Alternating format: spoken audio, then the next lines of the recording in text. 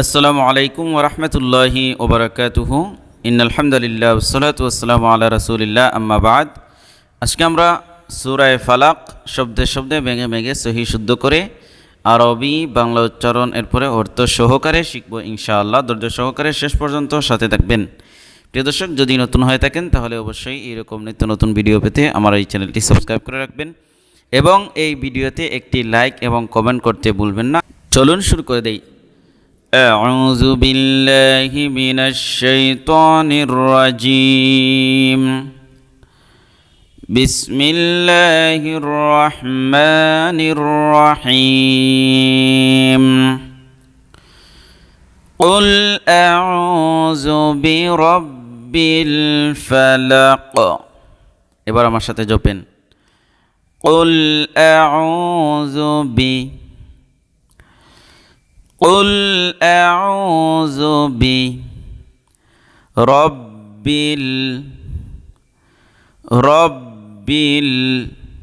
با لمزر بيل رب قل أعوذ برب الفلق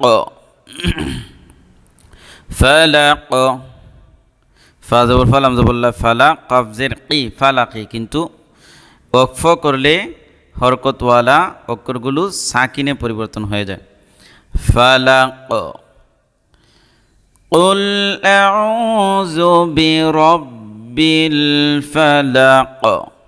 আবার কুল আউযু বিরাব্বিল ফালাক।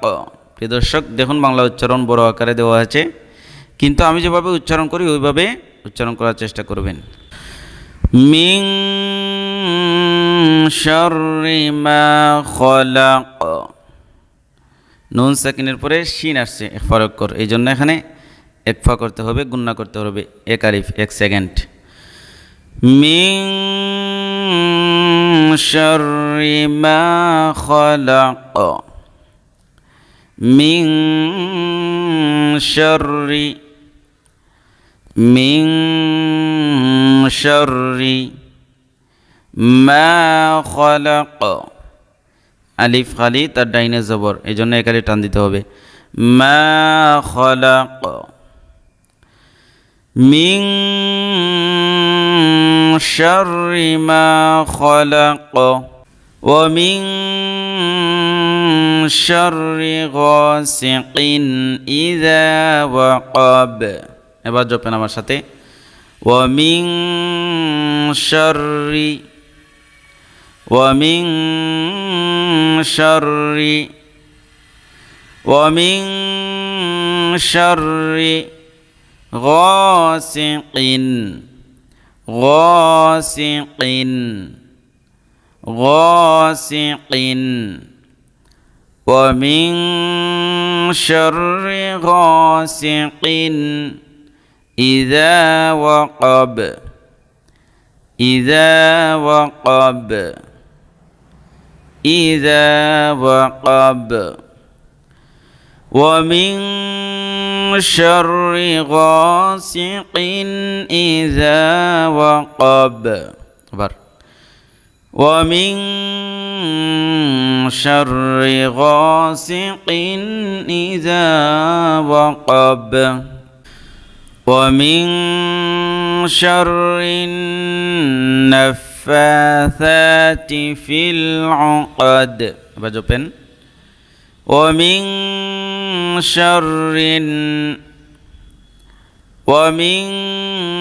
شر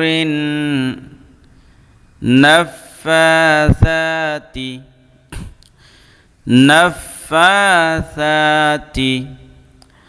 شر النفاثات। দেখেন নুন সাকিন, নুনের উপরে তাসদিদ আসছে, এই জন্য এই নুনের উপর একালিফ গুন্না করতে হবে, এটা ওয়াজিব গুন্না। শাররিন নাফাসাতি, আরবি অক্ষরের যে নুন এবং মিম আছে এই দুইটার উপরে যদি তাসদিদ আসে তখন একালিফ গুন্না করতে হয়, অন্য কোনো অক্ষরে তাসদিদ আসলে গুন্না করা লাগে না। নাফাসাতি في العقد في العقد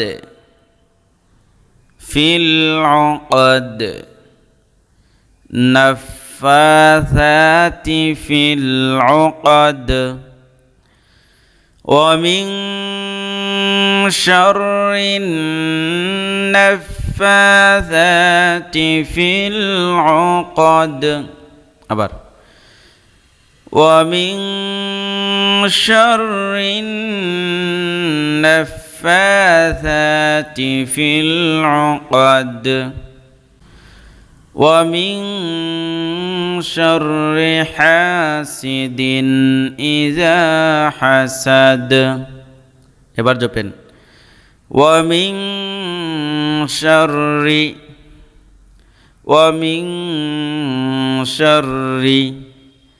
حاسد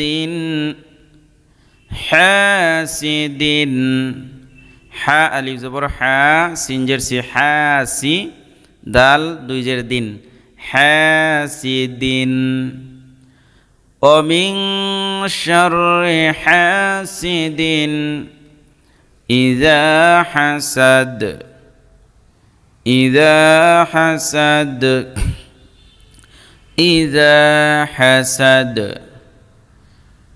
ومن شر حاسد إذا حسد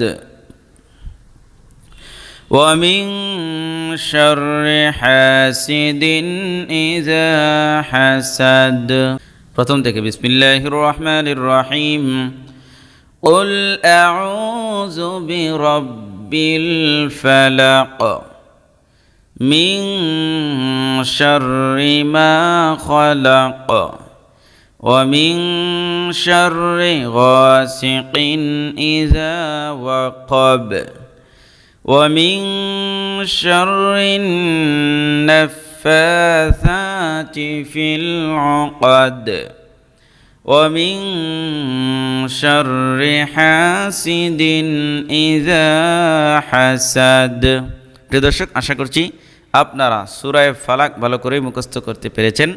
তো এই ভিডিওতে একটি লাইক দিবেন, কমেন্ট করে জানাবেন কেমন হয়েছে, আর আমার এই চ্যানেলটি সাবস্ক্রাইব করে রাখবেন। ধন্যবাদ। আসসালামু আলাইকুম ওয়া রাহমাতুল্লাহি ওয়া বারাকাতুহু।